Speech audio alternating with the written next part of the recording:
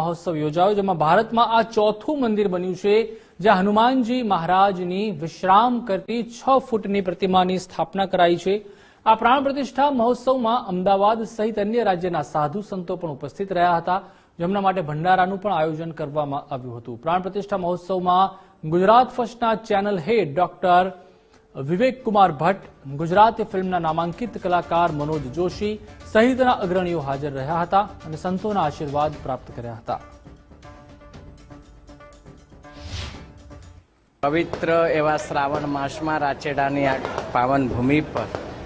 Doctor Pravinbhai દ્વારા જ્યારે હનુમાનજી મહારાજજીની પ્રાણ પ્રતિષ્ઠા મહોત્સવ થઈ રહ્યો છે, ત્યારે આટલા બધા સંતો મહંતોની વચ્ચે દિવ્ય અને ભવ્ય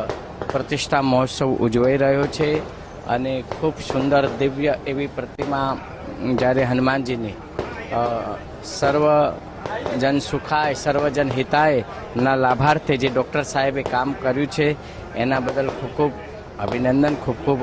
આશીર્વાદ। વાસ્તવમાં જોવા જઈએ તો આ તમામ વિસ્તારો મંદિરોની જ જગ્યા છે અને એમાં ડૉક્ટર પ્રવીણભાઈ દ્વારા મા જગદંબા ઉમિયા માતા હનુમાનજી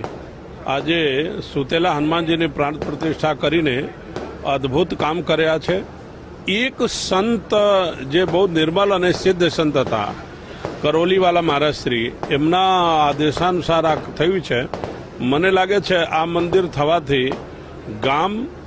તાલુકો, જિલ્લો અને આપણું ગુજરાત ખૂબ સમૃદ્ધ બનશે અને તમામ લોકો ઉપર એમનું આશીર્વાદ નિરંતર બરસશે। કરોલી બાબાના આશીર્વાદથી આજે ભવ્ય હનુમાનજીની મૂર્તિની પ્રાણ પ્રતિષ્ઠા થઈ છે।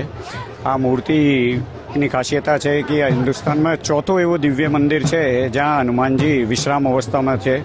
આ મૂર્તિનું વજન અંદાજથી 2 ટન જેટલું છે અને 6 ફૂટ બાય 4 ફૂટની આ મૂર્તિ છે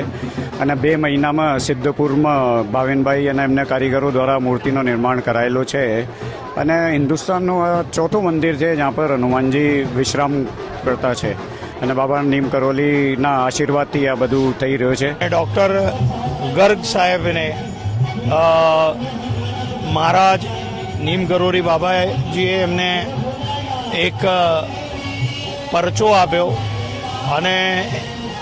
એમ સમજો કે એમને આદેશ જ થયો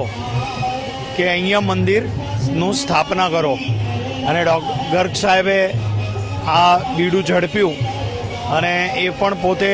મહારાજ નીમ કરોલી મહારાજજીના ભક્ત છે, અનન્ય ભક્ત છે અને સંકટમોચન હનુમાનજીની બહુ ભવ્ય, દિવ્ય અને અદ્ભુત રીતે અહીંયા સ્થાપના